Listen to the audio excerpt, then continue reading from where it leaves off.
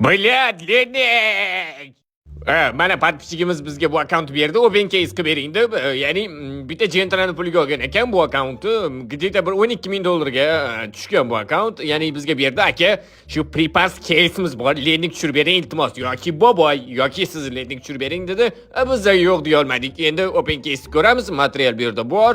10 tacha bor. Qani tusharmikan yo'qmi Lenik? Hop, ketdi. Boboyga video olib tashlayman agar mabora Lenik tushib qolsa-da.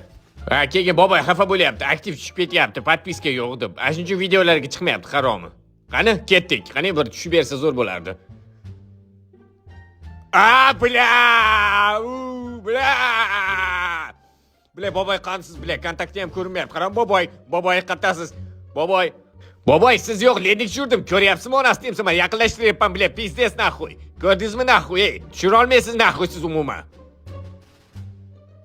Kimga tashlading bu videoni? Dada uzr ketib qolibdi sizga.